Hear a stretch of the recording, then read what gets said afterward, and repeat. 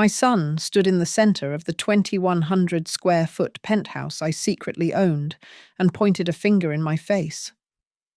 Amidst the Christmas laughter of 20 guests, he shouted that I had to pay rent or leave.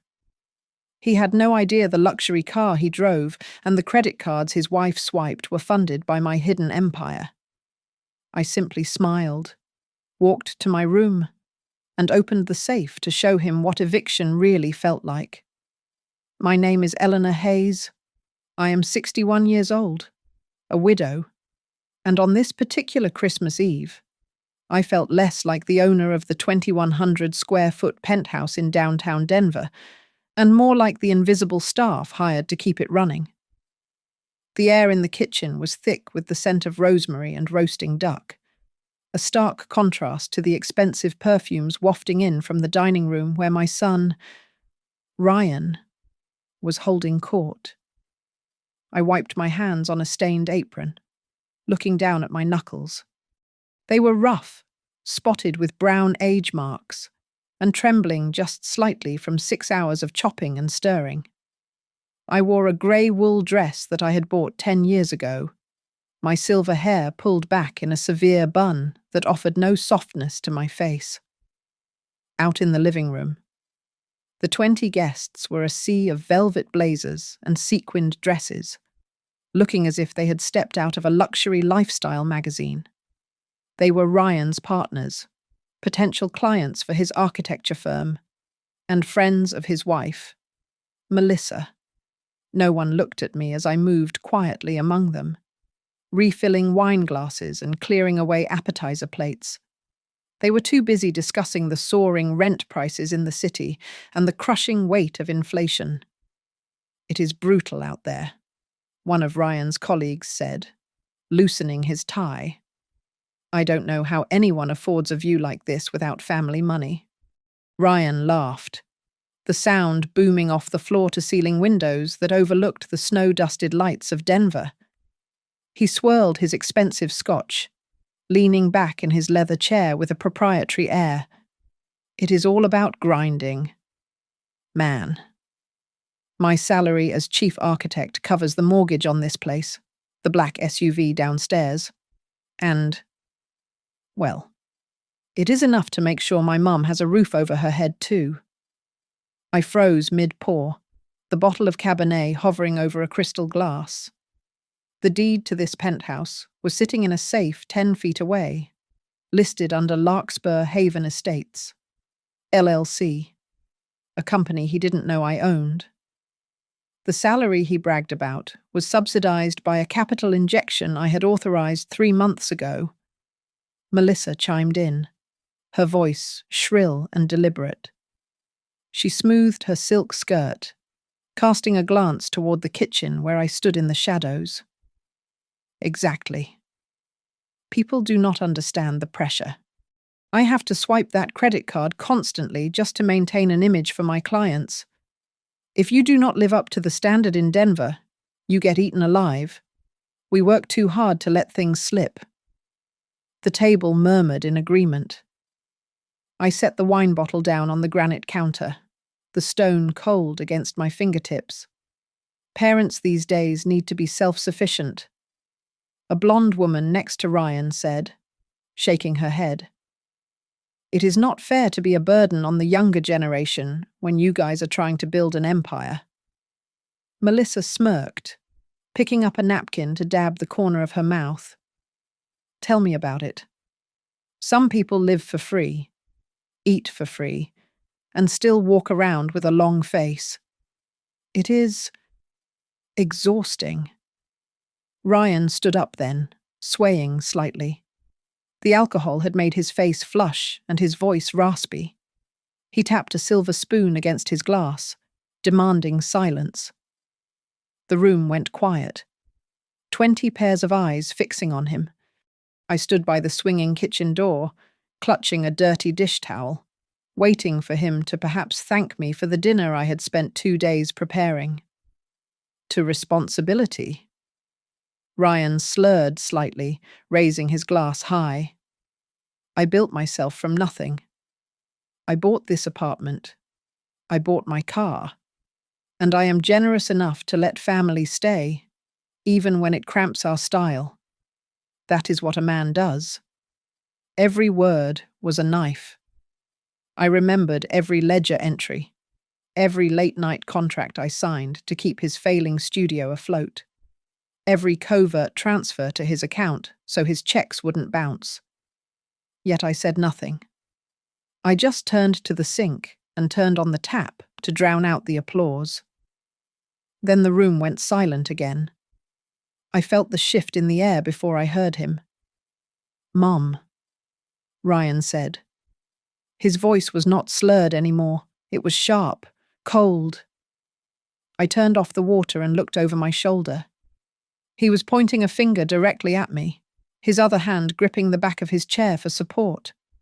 The guests turned to look at the old woman in the grey dress. "Mom." "Look at me," he demanded, his voice rising to a shout that cracked through the holiday warmth. "I am tired of carrying everyone. If you want to keep living here, pay the rent like any other tenant or get out after New Year." The silence that followed was absolute.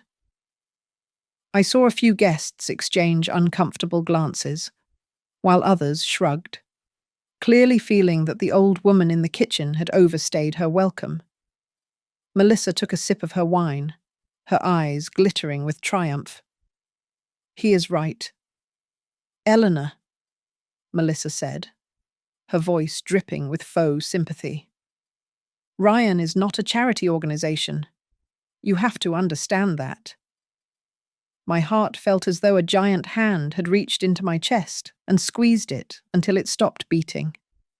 The air left my lungs. For a second, I saw him not as a 30-year-old man, but as the toddler I had held while I balanced ledgers on my lap in a freezing trailer. I looked at the son I had protected from every harsh wind of reality, and I realized I had protected him too well.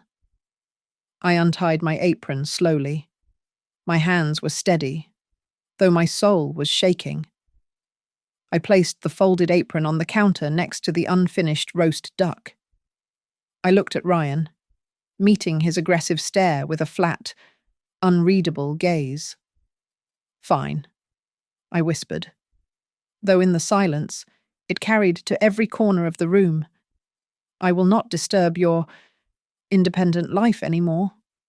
I turned and walked out of the dining room, leaving the guests confused by my lack of a fight. They did not know I wasn't retreating. I was going to get the eviction notice ready. I closed the door to my bedroom, shutting out the raucous laughter and the clinking of glasses that echoed from the living room.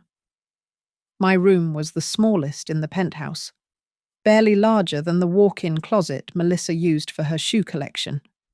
The muffled sound of Christmas jazz felt distant now, like a memory from a life I no longer inhabited. I did not sit down to cry. I did not throw myself on the bed. Instead, I walked straight to the back of my modest wardrobe. I pushed aside the hanging wool coats and pressed my hand against the false wooden panel at the back. It clicked open, revealing the cold steel face of a wall. Safe. My fingers moved automatically over the keypad. I punched in the numbers corresponding to June 12th, 1985, the day I married Ben. The heavy door swung open with a hiss of air, revealing the stacks of thick, cream-coloured folders that held the truth of my life. I pulled them out, laying them methodically on the threadbare quilt of my bed. The first document was the Certificate of Incorporation for Larkspur Haven Estates, LLC. The breakdown of shares was printed in bold, black ink. Eleanor Hayes, 88%. Victor Miles, Chief Operating Officer, 12%. Beneath it lay the asset list, a catalogue of over 30 residential and commercial properties scattered across Colorado and New Mexico. I flipped to the file labelled Penthouse 4B. The deed stated clearly that the buyer was Larkspur Haven Estates. The management was handled by a third-party broker to keep my name off the monthly statements Ryan saw. There was a subcontract attached, an internal permitted user agreement authorizing Ryan Hayes to reside there as a guest of the company. He thought he paid the mortgage. In reality, he paid a maintenance fee that barely covered the property taxes, and even that money just cycled back into the trust I controlled. Next came the registration for the black SUV sitting in the underground garage. It was a company car, registered to Larkspur, fully insured and paid for by the corporation. Ryan was merely the authorized driver, a privilege that could be revoked with a single signature. Then, the credit card statements. I picked up the stack labeled Corporate Expense Account, Secondary Cardholder Melissa Hayes. My eyes scanned the lines. $3,000 for a ski weekend in Aspen, $1,200 at a fusion sushi restaurant, $400 for a single spa treatment. The total sum over the last 6 months was enough to buy a small house in the suburbs. She swiped it, thinking it was Ryan's business account, and Ryan thought his business was just doing exceptionally well. That was the biggest lie of all. I opened the file for Skyline Reframe Studio. Ryan believed he was a self-made genius, a startup prodigy. He did not know that the seed capital, the heavy lifting that got his firm off the ground, was a silent angel investment from Larkspur. The bank loan he was so proud of securing was fully guaranteed by my assets. The office space he rented downtown. He was paying 40% of the market rate because Larkspur owned the building. For 10 years, I had deliberately played the role of the dependent, slightly out-of-touch mother. I wanted him to feel strong. I wanted him to believe he was carrying me, so he would have the confidence to carry himself. I thought I was building his character. I looked at the papers spread out like a map of my own stupidity. I had not built a man. I had built a stage for a boy to play pretend. I reached for my phone and dialed a number I rarely used on weekends. It rang twice before a deep voice answered. Eleanor. Is everything all right, Victor? I said. My voice as cold and crisp as the winter air outside. I need a meeting first thing tomorrow morning. Bring the legal team. Tomorrow is Christmas Day. Eleanor, Victor replied, his tone shifting from concern to professional alertness. I know, I said, staring at the deed to the penthouse. But before the new year begins, we are going to clean the balance sheet. I have some non-performing assets to liquidate. Understood, he said. I will set it up. I hung up and dragged my old, battered suitcase out from under the bed. My hands trembled as I began to fold my plain cotton shirts, but my eyes were dry and clear. Ryan wanted me to pay rent like a tenant. That was fine. I would leave. But first, I was going to remind him of the one thing he had forgotten in his arrogance. You want independence, I whispered to the empty room, snapping the locks of the suitcase shut. I will show you what independence really costs. The smell of bleach and wet drywall always takes me back to Kansas. When I was 20, I spent my days ringing up groceries and my nights scrubbing motel toilets until my hands were raw and red. I lived in a trailer that leaked every time the prairie wind blew hard, sharing a lumpy mattress with Ben. Ben Hayes was a man made of mud and calluses, a construction worker who came home every evening looking like he had been dipped in concrete. He would sit on the edge of the bed, peeling off his heavy boots, and talk about the buildings he saw in the magazines he scavenged from job sites. One day, Elle, he would say, his voice thick with exhaustion but bright with hope. We are going to move to the city. We are going to own a piece of the skyline, not just build it for other folks. I did not look at the pictures of the glass towers. I looked at the numbers. I spent my nights learning about amortization tables, interest rates, and loan-to-value ratios. While Ben dreamed of structures, I dreamed of equity.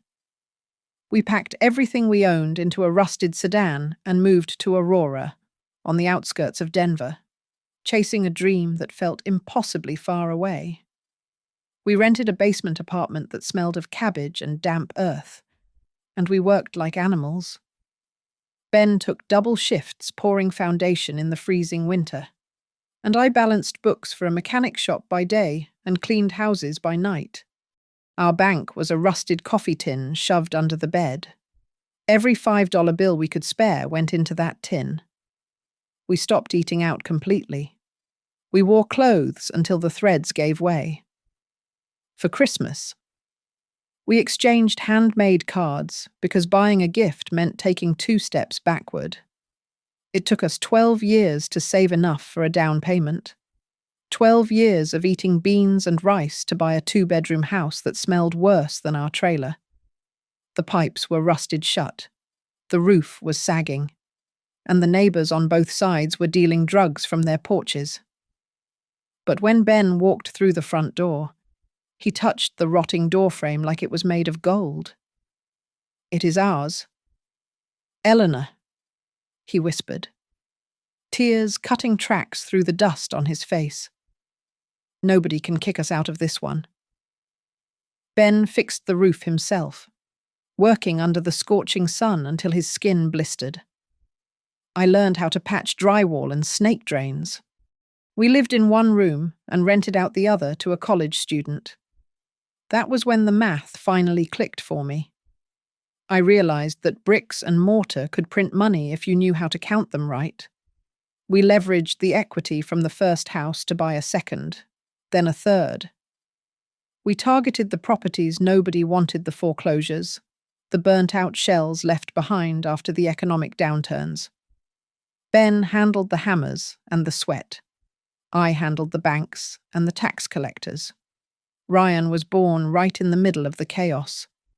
He did not grow up in a nursery with pastel walls. He grew up in the cab of a beat-up pickup truck filled with gypsum dust. He slept on piles of blueprints while I drove to hardware stores.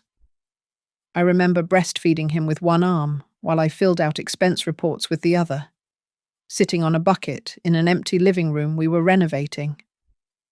But the hardest lesson came when Ryan was 5. A scaffold collapsed at a site, and Ben fell 2 stories. He shattered his leg and 3 ribs, while he lay in a hospital bed, hooked up to monitors. The general contractor tried to pull out of a land deal we had sunk our savings into. He thought a woman could not handle the pressure. I met him in the hospital cafeteria, wearing my work boots and a blood-stained shirt I hadn't changed in 24 hours. I did not cry. I did not beg. I laid out the contract law so clearly that he looked at me with genuine fear. I walked out of there with the deal signed and a better interest rate. You are a shark." Ben wheezed when I told him, squeezing my hand with his weak grip. My beautiful shark. That memory was the only thing that kept me standing the day Ben died in a car accident on his way to a site. I stood in the funeral home in Denver, the smell of lilies choking me. Ryan was holding my leg, hiding his face in my skirt. The lawyer had brought the papers to transfer the full ownership of the company to my name. My hands were shaking so hard I could barely hold the pen, but I looked down at the top of Ryan's head, and I signed my name. Eleanor Hayes, 100% owner. I swore then that I would build a fortress around my son so high that the world could never touch him. I just never thought the person I would have to protect him from was himself. Looking back, I realize I was the architect of my own misery long before Ryan ever pointed a finger in my face. It started when he was accepted into the architecture program at Boulder. The tuition was astronomical, but I paid every single cent of it. I let him believe the money came from a combination of imaginary scholarships and a small payout from his father's life insurance. I watched him work part-time at a coffee shop for spending money and felt a swell of pride, thinking that was enough struggle for him. I told myself I was giving him a head start, but really, I was cutting the brake lines on his sense of reality. When he graduated, he refused to work for the big firms. He sat at my kitchen table, his eyes bright with the same fever Ben used to have, and told me he wanted to start his own studio. I have a vision. Mum, he said, sketching on a napkin. I can't be a cog in the machine. I need to build something real. I played the part of the worried widow perfectly. Oh, Ryan, it is so risky. Are you sure? But the next morning, I called the bank and authorized a business loan guarantee through Larkspur. I arranged for his new company, Skyline Reframe Studio, to lease a floor in a commercial building I had just acquired downtown. The lease agreement was routed through a shell company, offering him the space at 50% of the market rate. Ryan signed the papers, thinking he was a negotiation genius. He had no idea his landlord was the woman making him grilled cheese sandwiches on Sundays. Then came Melissa. She was a content creator who specialized in lifestyle design, which seemed to involve taking photos of my furniture and captioning them with inspirational quotes about grinding hard. She moved into the penthouse and immediately started treating it like a stage set. I gave Ryan a corporate credit card linked to one of my holding accounts, just for emergencies. Ryan, I had said, pressing the black plastic into his hand. If the car breaks down or you have a medical issue, within a month. The statement arrived. It was pages long. $400 for a hair appointment, $2,000 for a ski weekend in Aspen, $300 for a dinner at a fusion restaurant where the portions were the size of thimbles. I saw Melissa's name signed on every receipt. Ryan began to believe his own myth. He walked differently. He talked louder. He truly believed that his startup was generating this wealth, that he was paying for the penthouse, that he was supporting me. Whenever I tried to gently suggest that the economy was tightening, or that interest rates were rising, he would wave a hand at me dismissively. Mom, please, he would say, rolling his eyes. You have never lived in this kind of economy.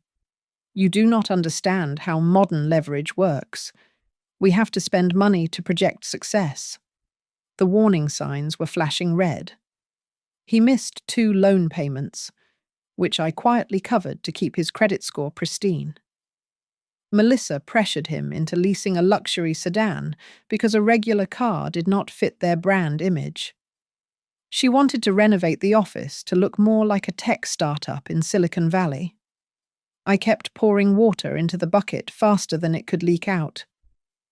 One evening, I tried to put my foot down. I sat them both down in the living room. Maybe I should sell one of the properties in New Mexico, I ventured, testing the waters, just to have some liquid cash. You two are spending very fast. Melissa laughed, a sharp, unkind sound. She turned to Ryan and smirked. See, I told you. She is just old. She gets panicked because she doesn't understand that debt is a tool. She thinks we are still living in the 1980s. I bit my tongue until I tasted blood. I wanted to scream that I owned the building she was sitting in. But then I would hear Ben's voice in my head, whispering that our son would never have to start from zero. I was paralyzed by a blind, toxic love. It all came to a head 3 days before Christmas. Victor called me, and his voice was devoid of its usual warmth. Eleanor, he said, and I could hear the rustle of papers on his end. We have a problem. The bank is looking at the exposure on the Skyline guarantee. If we keep injecting capital into Ryan's black hole, we are going to trigger a liquidity crisis for the entire Larkspur Group. You have to choose. It is either the company or the boy's ego.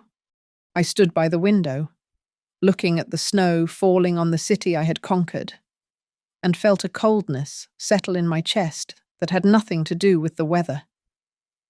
Give me until after Christmas, I whispered, closing my eyes.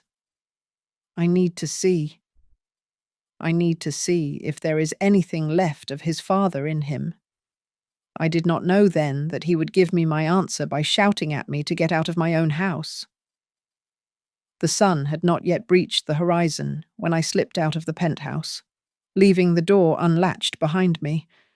I did not take the elevator down to the garage to fetch a luxury car.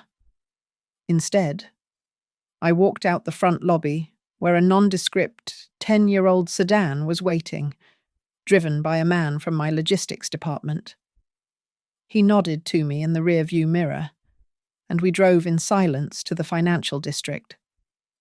The streets were empty, filled only with the debris of Christmas Eve. But my mind was already operating in a different time zone. I was no longer Eleanor the mother. I was the chairman of Larkspur Haven Estates. Victor was waiting for me in the executive conference room on the 30th floor. He looked tired, likely pulled away from his own family breakfast. But he had the files ready. A thick stack of documents sat in the center of the mahogany table, each one representing a tendril of support I had wrapped around my son. "Merry Christmas." "Eleanor," Victor said, his voice low and cautious. He did not sit down. "Let us get to work," I replied, bypassing the pleasantries. I sat at the head of the table and pulled the stack toward me. "I want a full audit of the Ryan Hayes exposure." Victor sighed and opened the first folder.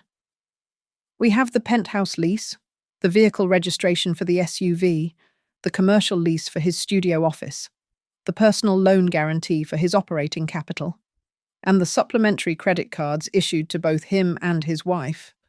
I put on my reading glasses, my demeanor shifting into the cold precision that had terrified contractors for 3 decades. "Terminate the residential lease. Issue a standard notice to vacate within 30 days. If they stay a day longer, file for eviction." And the vehicle Victor asked, "It is a company asset currently being misused by a non-employee," I said, my voice flat. "Issue a repossession order. Have it picked up within 48 hours. Treat it as a theft risk if they refuse to hand over the keys." Victor scribbled a note.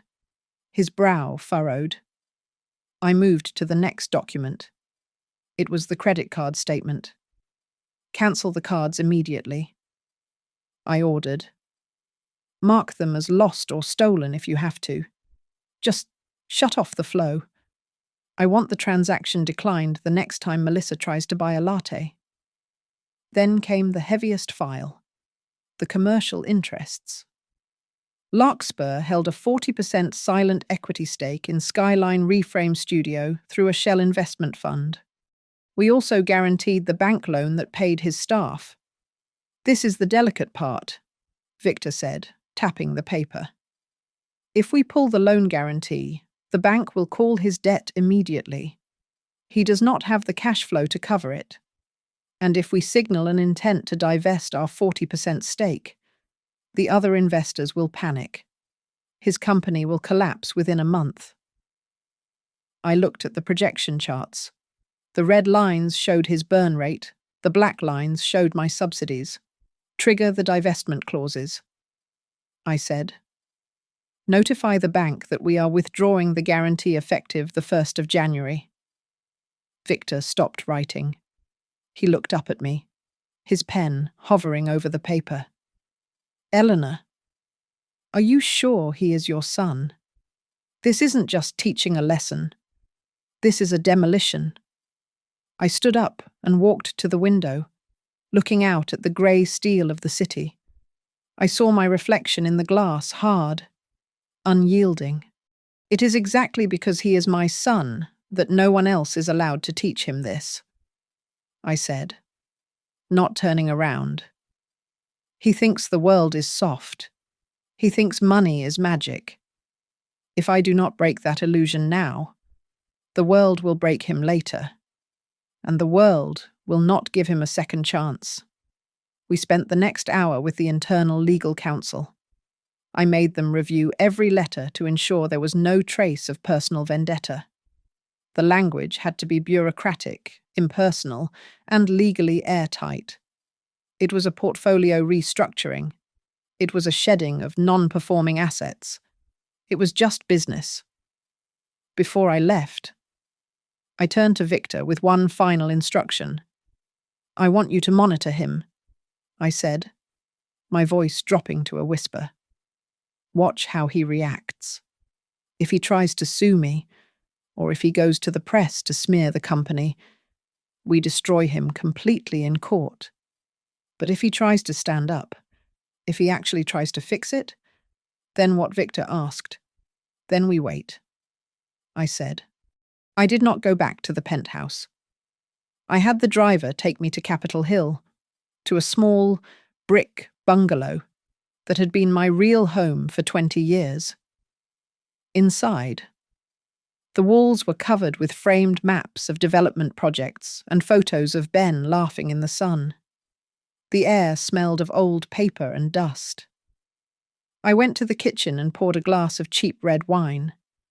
My hand was trembling so violently that a few drops spilled onto the counter, looking like blood. I took a sip, the sharp taste grounding me. I looked at the photo of Ben and raised the glass. You wanted him to have everything. Ben? I whispered to the empty room, but I gave him too much. Now, it is time to return everything to its rightful owner. The revenge had begun. It was not designed to ruin him, though I knew it would feel that way. It was surgery without anesthesia, and I was the one holding the scalpel. The notification on Ryan's phone pinged with a cheerful chime that belied the catastrophe contained within the email. It was a formal letter from Larkspur Haven Estates, Residential Division. Ryan squinted at the screen, his brain refusing to process the words, notice of non-renewal. The lease for the penthouse would terminate on January 31st. He dialed the property management number immediately, his fingers trembling with a mix of hangover headache and rising panic. There must be a mistake. Ryan shouted into the phone, pacing the length of the Italian marble kitchen island. I have lived here for 3 years. There is no mistake. Mr. Hayes. The property manager's voice was as cold and mechanical as a pre-recorded message. The owner has exercised the right to end the internal pricing agreement. You are welcome to sign a new lease at the current market rate. Fine. Ryan snapped. Send it over. I will sign it. The new rate is $12,500 a month, the manager said. Ryan froze. That was more than double what he had been paying. That was more than his entire monthly take-home pay after the car payments and the loan interest. He hung up, the silence of the apartment suddenly feeling heavy and suffocating. He needed to get out. He needed air. Melissa, sensing his tension, suggested a shopping trip to the Cherry Creek shopping center to blow off steam. We just need to reset. Babe, she said, linking her arm through his. Your mum is just having a tantrum. She will calm down. But at the checkout counter of a designer boutique, the reset button refused to work. Ryan handed over the black credit card, the one he used for emergencies, like business dinners and client gifts. The clerk ran it. Then she ran it again. I am sorry. Sir, she said, her voice loud enough for the couple behind them to hear. It is declined. Code 05. Do you have another form of payment? Ryan felt the heat rise up his neck. He pulled out his phone and called the priority banking line. After 3 minutes of hold music, a representative came on the line. Mr. Hayes. That card was a supplementary line of credit, the banker explained cheerfully. The primary account holder, Ms. Eleanor Hayes, requested the closure of all secondary cards this morning. Ryan stood there, the phone pressed to his ear, while Melissa snatched it from his hand. She did this, Melissa hissed, her face contorting into a mask of ugly rage. That spiteful old witch. She is doing this on purpose. She is jealous of us. Ryan. She wants to ruin you because she has nothing else in her pathetic life. Melissa tried to call Eleanor right there in the middle of the store, screaming insults into the voicemail. But the silence from the other end was deafening. The humiliation did not end at the mall. When they returned to the building, a flatbed tow truck was idling in the driveway. 2 men in jumpsuits were hooking chains to the axle of the black SUV. Hey! Ryan sprinted toward them, waving his arms. Get away from my truck, repo order, the driver said, not even looking up as he tightened a winch. He shoved a clipboard at Ryan. Registered owner is Larkspur Haven Estates.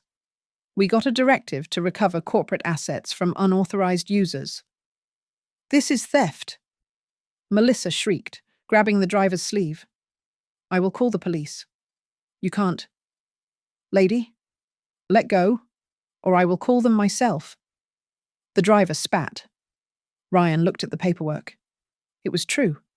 The car he had bragged about, the symbol of his success, was just a company car he had been allowed to borrow.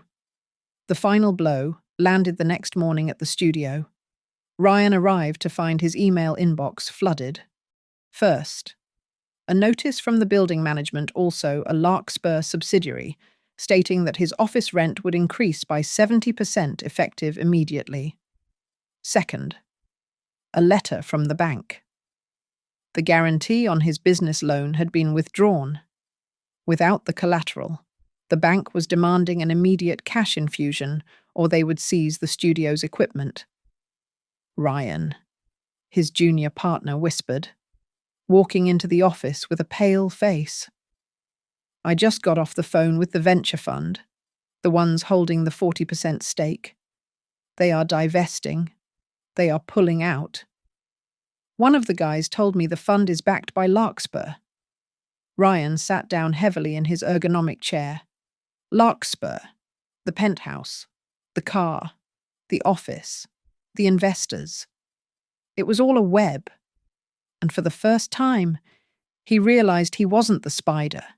He was the fly. His mother hadn't just been paying his bills.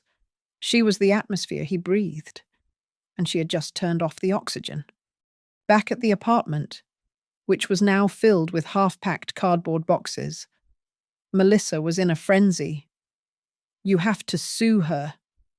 Ryan, she demanded, throwing a stack of designer clothes into a suitcase. If you do not fight for what is yours, I am going back to California. I cannot live like a pauper because you are too weak to handle your mother. Melissa. Ryan started, his voice cracking. I don't think we have a case. I hired a lawyer. She interrupted. He is a shark. He is going to tear her apart for elder abuse and financial manipulation. Her phone rang then. It was the lawyer. She put it on speaker, a smug smile playing on her lips. Mr. Vance, tell him we are going to win, Melissa said. Mrs. Hayes. The lawyer's voice was clipped and professional. I cannot represent you. The opposing counsel sent over a discovery package this afternoon. It contains documented proof that you falsified income statements on a consumer loan application last year. Proof that they are willing to hand over to the district attorney if we file a suit. The line went dead. Melissa went pale, her defiance collapsing into fear. Ryan stood in the center of the living room, looking out at the city lights he used to think he owned. The apartment felt vast and cold. In the span of 48 hours, the narrative of his life, the self-made architect, the provider, the success story had evaporated. He looked at his hands, shaking by his sides. He realized with a terrifying clarity that he did not know the woman who had raised him. He had spent his whole life thinking she was a simple, doting mother, but he had just gone to war with a titan, and he had lost before he even knew the battle had started. The move to the cheaper apartment was the final straw for Melissa. It was a second-floor unit in a complex sandwiched between a highway and a distribution center. All night long, the walls vibrated with the rumble of semi-trucks downshifting. "This place smells like diesel and desperation," Melissa said, standing in the center of the beige living room, refusing to take off her sunglasses. "I cannot do this. Ryan, I am not built for this." 3 days later, she was gone. She took the remaining designer luggage and a one-way ticket to California, paid for by her parents. She left a single sheet of paper on the laminate counter, a petition for divorce. Ryan stared at it for a long time, then picked up his keys. He could not afford this two-bedroom place alone. He downsized again, this time to a 400-square-foot studio in a working-class neighborhood on the south side. His furniture consisted of a mattress on the floor and a flat-pack desk he had to assemble himself with a screwdriver that blistered his soft palms. There was no in-unit washer and dryer. On Sunday nights, he sat in the fluorescent-lit laundromat down the block, watching his clothes spin in the suds, surrounded by tired mothers and old men reading crumpled newspapers. Skyline Reframe Studio was no longer a downtown hub. It was just Ryan and a laptop sitting on that wobbly desk. His staff had quit when the checks stopped clearing. To pay the rent, which was now truly his responsibility, he took small jobs repairing drywall and fixing drafty windows for local landlords. He learned the city's bus routes by heart, riding the number 15 down Colfax Avenue. He saw the Denver he had ignored from the window of his black SUV. He saw peeling paint, broken heaters, and families huddled in coats inside their own living rooms. Rent goes up every year. A woman sitting across from him on the bus told her friend, clutching a grocery bag. But the roof still leaks every time it rains. Landlord says fix it myself or move. Ryan looked out the window, his stomach churning with a shame that had no name. He eventually found steady work as a contract architect for a small firm that specialized in low-income housing renovations. The pay was a fraction of what he used to claim he made. He spent his days on dusty construction sites, wearing steel-toed boots that he had bought second-hand. It was there, amidst the sawdust and the noise, that he met an old foreman named Frank. "Hayes?" Frank asked, squinting at Ryan over a thermos of coffee. "You related to Ben Hayes' big guy, hands like shovels?" "He was my father," Ryan said quietly. Frank whistled low. "I worked with Ben back in the 90s. Man could lay brick faster than a machine." "And your mother?" "Eleanor." "Right. She was a terror. If a pipe fitting wasn't up to code, she would make us rip the whole wall out. She used to say, 'People have to sleep here. Frank, do it right.'" Ryan stopped sanding the doorframe. "She said that damn right." Frank chuckled. "She squeezed every penny. but she never let a tenant freeze. That night, Ryan sat in a cheap diner, nursing a cup of coffee he had made last for an hour. Two men in the booth behind him were talking about their leases. "I tried to get into a Larkspur building," one guy said. "Rent is fair, but the background check is brutal. That lady runs a tight ship. But hey, at least the heat works." Ryan looked down at his phone. He had typed out a dozen messages to his mother over the last few weeks. "I'm sorry. I didn't know. Please help." He had deleted all of them. Eleanor had not called once. She had not replied to the single text he had sent after Melissa left. Finally, he typed one more, his thumbs hovering over the screen. "I miss Dad. I think I understand now how tired he must have been." He hit send. He waited. The status changed to red. There was no reply, but for the first time, she did not delete the thread. Ryan's relationship with the world changed. He started a spreadsheet for his expenses, tracking every carton of milk and bus fare. When his work boots developed a hole, he looked at his savings account. He had enough for new boots, or he could buy the weather stripping materials for an elderly client named Mrs. Gomez, whose landlord refused to fix her drafty bedroom window. Ryan bought the weather stripping. He taped his boot with duct tape, miles away. In the silence of her office, Eleanor sat with Victor. He placed a thin manila folder on her desk. "He is in a studio on South Broadway," Victor reported, his voice neutral. "Melissa is in San Diego. He is working for Miller Renovations. He takes the bus. He is paying his own bills." "Eleanor." "Barely." Eleanor touched the edge of the folder but did not open it.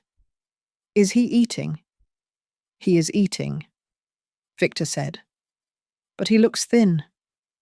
"Good," Eleanor said, though her hand lingered on the file. Hunger clears the mind. She did not call him. She let the silence stretch, heavy and necessary.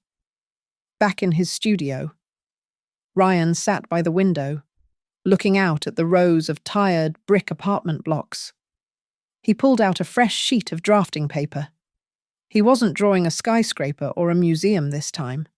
He was sketching a layout for a 500-square-foot unit. He drew efficient storage spaces, maximized natural light, and durable materials that wouldn't crumble after a year. "Dignified," he whispered to himself, the word feeling foreign on his tongue. He looked at the drawing. For the first time in his life, the lines on the paper didn't represent his ego. They represented the people on the bus. He was alone. He was broke. And he was tired. But as he shaded in the window frame, he felt a strange, quiet pride that he had never felt in the penthouse. It had been 3 months since Ryan had touched a piece of steak or slept on sheets with a thread count higher than 200. He was sitting at his wobbly desk in the corner of the Miller Renovations office when his boss, a gruff man named Dave, dropped a heavy hand on his shoulder. "That sketch you did?" Dave grunted, pointing to a discarded drawing of a modular apartment complex Ryan had done during his lunch break. The one with the communal heating system. "I sent it over to a non-profit contact of mine. They are looking for solutions for the housing crisis in the industrial district." Ryan looked up, blinking tiredly. "It was just a doodle?" "Dave, it is not. It is not grand architecture. It is practical," Dave said, walking away. "That is what matters." 2 days later, the email arrived. It appeared in his inbox with a generic subject line proposal request, Project Beacon. It was from a venture capital fund Ryan had never heard of, describing itself as an anonymous social impact trust. They wanted to hear a detailed pitch for his modular housing concept. There was a mention of a research grant of $50,000 if the feasibility study passed inspection. Ryan sat back in his creaky chair, his heart hammering against his ribs. $50,000. That was enough to stabilize his life. It was enough to stop the constant panic that woke him up at 3 in the morning. He replied, and within 24 hours, he was sitting in a coffee shop meeting with a woman named Harper.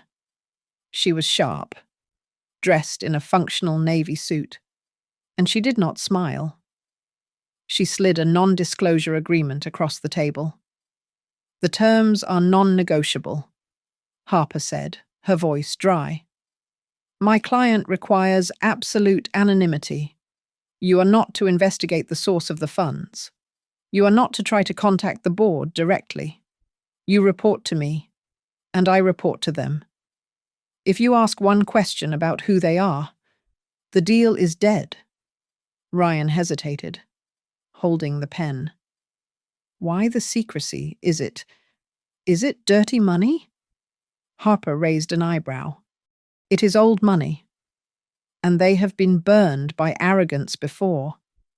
They are allergic to entitlement. They want the work to speak, not the ego of the architect. Can you handle that? Ryan thought of his empty refrigerator. He thought of the steel-toed boots that were currently rubbing a blister onto his heel. I can handle it. He signed. For the next 3 weeks, Ryan barely slept. He turned his 400-square-foot studio into a war room. He pushed his old laptop to its limit, rendering layouts for 500-square-foot apartments that felt like homes, not cages. He obsessed over the details. He designed durable, energy-efficient heating loops because he knew what it was like to be cold. He added soundproofing to the shared walls because he knew what it was like to hear a neighbor crying through thin drywall. He designed a central courtyard with a playground that was visible from every kitchen window, so mothers could watch their children while they cooked. He wasn't trying to win an award. He was trying to solve a problem. It has to be sustainable. Ryan muttered to himself at 2 in the morning, rubbing his burning eyes. It can't just look good. It has to work for them. He agreed to let the fund audit his personal finances as part of the vetting process. He handed over his bank statements without shame because he had nothing left to hide. He had $12 in his checking account and a mountain of regret. As part of his research, he went back to the neighborhoods he was designing for. He sat in the living room of a woman named Mrs.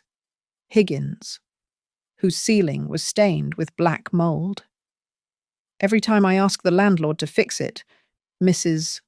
Higgins said, wiping her hands on a rag, "he tells me that if I don't like it, there are 10 people waiting to take my spot. He says, 'Pay the rent or get out.'" The phrase hit Ryan like a physical blow. The air left his lungs. He remembered standing in the penthouse, surrounded by crystal and light, shouting those exact words at his mother. He looked at Mrs. Higgins, at her tired eyes and her shaking hands, and he saw Eleanor. The shame was so hot it felt like fever. I am so sorry," Ryan whispered, his voice trembling. "It ain't your fault."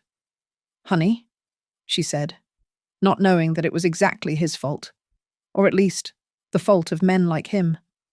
Miles away, in the glass-walled office of Larkspur Haven Estates, Eleanor Hayes sat behind her desk. The city of Denver was spread out beneath her, a grid of lights and shadows. Victor stood by the door, holding a tablet. The report from Harper came in. Victor said quietly, "The candidate Ryan Hayes has agreed to all conditions. He has accepted a salary cap that is 40% below market rate in exchange for design control. He has passed the financial audit." Eleanor turned her chair to face him. Her face was unreadable. And his attitude.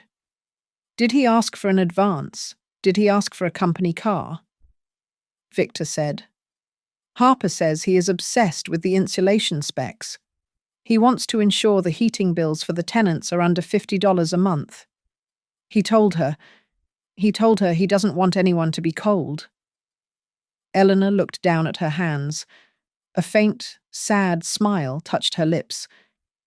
He is learning, but the final test is still to come. 2 days later, Ryan received a digital invitation. His project had been selected for a final in-person presentation to the investment board. The location was listed as a conference suite in the financial district. Ryan put on his only suit. It was a cheap polyester blend he had bought at a thrift store because his bespoke Italian suits had been sold to pay for groceries. He checked the address on his phone as he rode the bus downtown. 1000 Grand Avenue. Suite 4000. He was so nervous, rehearsing his speech about cost per square foot and social impact, that he didn't realize until he was standing in the lobby that he had been to this building before. He didn't look at the directory. He just pressed the button for the 40th floor, his hands shaking, praying that this anonymous investor would give him a chance to build something that actually mattered. He had no idea he was walking straight into the lion's den. The alarm on my phone went off at 5 in the morning, jarring me out of a restless sleep. I dragged myself out of bed and put on the charcoal suit I had found at a thrift store 3 days ago. It was a polyester blend that smelled faintly of mothballs, and the sleeves were a 1/4 inch too short. But it was the best I could do. I checked the USB drive in my pocket 3 times before I left my studio. I took 2 buses to get to the financial district. I was so focused on rehearsing my opening line about cost efficiency that I did not look up until I was standing directly in front of the revolving glass doors. My breath caught in my throat. Etched into the steel facade above the entrance was a logo I knew better than my own face: Larkspur Haven Estates. I almost turned around and ran. The anonymous fund, the secrecy, the demand for a blind pitch. It all clicked into place with a terrifying logic. But the memory of Mrs. Higgins's mouldy ceiling pushed me forward. I walked to the reception desk, my palms sweating. Ryan Hayes for the Social Impact Investment Board, I said, my voice sounding thinner than I wanted. The receptionist smiled politely, a professional mask that gave nothing away. 40th floor. Sir, use the express elevator. I stepped out onto the top floor, my heart hammering against my ribs like a trapped bird. I walked down the long corridor to the double mahogany doors. I took a deep breath and pushed them open. The room was cold, vast, and smelled of expensive leather and coffee. At the far end of a table that seemed to stretch for miles sat 5 people. I recognized Victor Miles immediately. Next to him were faces I had only seen in the business sections of newspapers. But at the head of the table sat a woman in a sharp, iron-grey suit. Her hair was perfectly coiffed. Her hands rested calmly on a leather folio, and her eyes were as hard as flint. It was my mother. But it wasn't the woman who baked cookies, or the woman I had yelled at on Christmas. This was the chairman. I stood frozen in the doorway, the USB drive slipping in my sweaty grip. "Good morning. Mr. Hayes?" she said. Her voice was level, devoid of any maternal warmth. "You have 40 minutes to present your proposal. The remaining 20 minutes will be for questions. I want to make one thing very clear before you open your mouth. In this room, I am not your mother. I am the chair of the investment committee. Proceed." The air in the room seemed to tighten. I swallowed hard, the dryness in my throat making it painful. "Understood," I managed to say. I plugged in the drive and began. I did not try to charm them. I did not use the buzzwords Melissa used to love. I showed them the pictures of the rotting foundations in the industrial district. I laid out the math for renovating Larkspur's abandoned properties into high density, safe housing for the working class. We are not selling a lifestyle, I said, pointing to the blueprint of a 500 square foot unit. We are selling dignity. We are selling the right to be warm in the winter. When I finished, the silence was heavy. A man with a red tie leaned forward. Your projected profit margin is barely 4%, he noted skeptically. Why should we invest in a project that barely breaks even? Because stability reduces turnover. I answered quickly. High turnover costs landlords 3 times more than maintenance. Mr. Hayes, another board member interrupted, looking at a file in front of him. Your background check shows a history of significant personal spending. You lived in a penthouse. You drove a luxury SUV. What guarantee do we have that you won't funnel this fund into your own pocket? Is this just a vanity project to clear your conscience? I felt the blood rush to my face. I looked at Victor, but he was staring at the table. Then Eleanor spoke. Her voice cut through the room like a scalpel. I have a question, she said, leaning forward, her eyes locking onto mine. If this project is approved, it will come with strict covenants.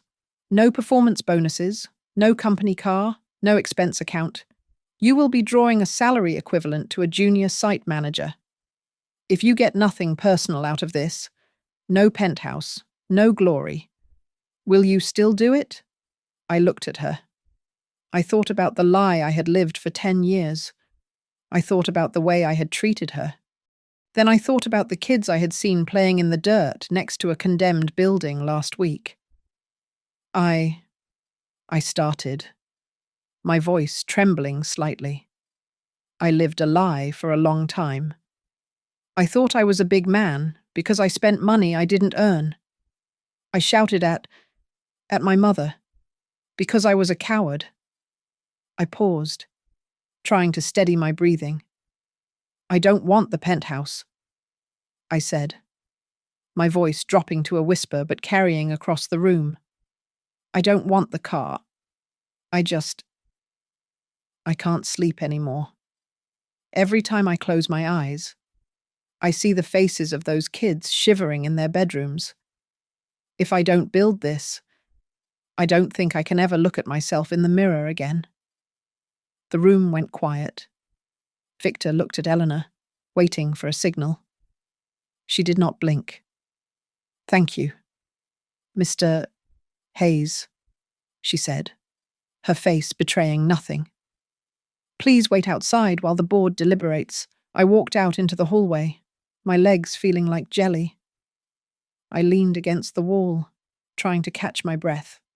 Directly across from me was a framed black and white photograph. It showed a young couple standing in front of a small, run-down house with a sold sign in the yard. The man was covered in dust, smiling like he had won the lottery. The woman next to him looked tired but fierce. It was Ben and Eleanor, my parents. They looked at me from the past, from the beginning of their struggle, and I felt like a ghost haunting my own history. I stood there, alone in the quiet corridor, waiting to hear if my life was over or if it was just beginning. The 20 minutes I spent waiting in the hallway felt longer than the entire decade I had spent pretending to be a millionaire. When the double doors finally opened and the receptionist nodded for me to re-enter, my legs felt heavy, as if I were walking through wet cement. I stepped back into the room. The board members were arranging their papers, their faces impassive. Eleanor sat at the head of the table, her hands clasped over a file. "We have reached a decision," she said, her voice cutting through the silence. The board has approved the pilot phase for the Affordable Housing Initiative. However, the budget is capped strictly at the initial projection. There is no wiggle room for overruns. I let out a breath I didn't know I was holding. Do not mistake this for charity, Eleanor continued, her eyes locking onto mine. This decision is based solely on the merit of the proposal and the projected social return, not on blood. If you fail, Larkspur takes a tax write-off. But you will bear the professional responsibility of that failure like any other project manager. Do we understand each other? We do, I said, nodding. Meeting adjourned, she announced. The other board members stood up, shook hands briefly, and filed out of the room. Victor gave me a curt nod before closing the door behind him, leaving the room suddenly vast and empty. It was just the two of us now, mother and son, separated by 20 feet of polished mahogany and a year of silence. Sit down. Ryan, she said. It wasn't a request. I sat. She reached into her leather folio and pulled out a thick stack of documents, sliding them across the table until they rested in front of me. I looked down. It was the deed to the penthouse, the registration for the black SUV, the loan guarantee for Skyline, the credit card statements highlighting Melissa's spa trips. It was the paper trail of my arrogance. Look at them, she said quietly. Every page there is a receipt for the lies you told yourself. You stood in my kitchen on Christmas Eve and told me to pay rent, while standing on a floor I paid for, wearing clothes I bought, holding a drink I poured. I know, I whispered, unable to look away from the papers. Your father, she said, her voice trembling just slightly, used to come home with hands so raw from laying brick that he couldn't hold a fork.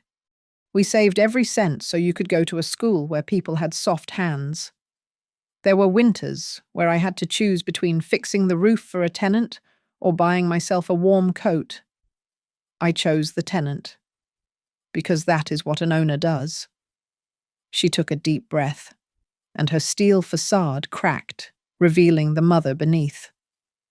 But I am guilty too, she admitted, her voice softening. I hid the struggles from you. I wanted to protect you, but I only crippled you. I let you believe you built the mountain you were standing on. I allowed you to confuse love with an ATM. That was my sin. The tears came then, hot and fast. I didn't wipe them away. Mom, I choked out, the word feeling rusty in my throat. I am not sorry, because I want the penthouse back. I don't care about the money. I am sorry because I treated you like a cheap tenant in my life when you were the foundation. I treated you like dirt. I looked up at her, my vision blurred. I will make this project work. I will make you proud, even if you never want to call me your son again. Eleanor watched me for a long moment. Then, she reached into her bag and pulled out 2 envelopes. She placed them side by side on the table. This is the final part of the lesson, she said. In the left envelope is an offer for a senior design consultant position at Larkspur. The salary is $200,000 a year. It comes with a company car, full benefits, and a corner office. It is safe. It is easy.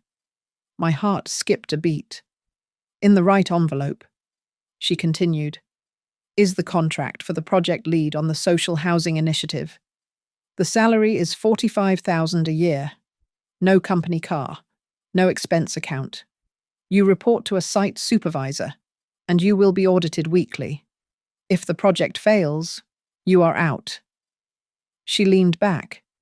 You choose, but you can only take one. I looked at the left envelope. It was the life I used to think I deserved. It was comfort, Then I looked at the right envelope.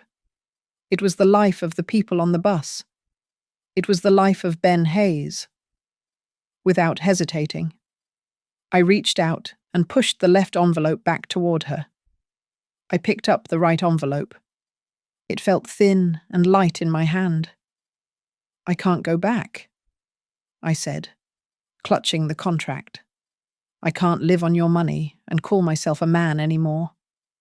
If you are giving me a chance to rebuild, I want to walk in my own cheap shoes." Eleanor looked at the rejected offer, then up at me. For the first time in a year, a genuine smile touched her eyes. She stood up and walked around the long table. She stopped beside my chair and put a hand on my shoulder. Her touch was warm. "Then my revenge is finished," she said softly. "The rest is not about getting even. It is about rebuilding." She gestured to the floor-to-ceiling windows. We walked out onto the balcony together. The wind was cold, biting at my face, but it felt clean. Far below us, the city was a grid of grey concrete and struggling neighbourhoods, waiting for someone to care about them. We didn't hug. We didn't promise that everything would be perfect forever. We just stood there, mother and son, looking at the work that needed to be done, finally standing on the same level. Thanks so much for listening to this story.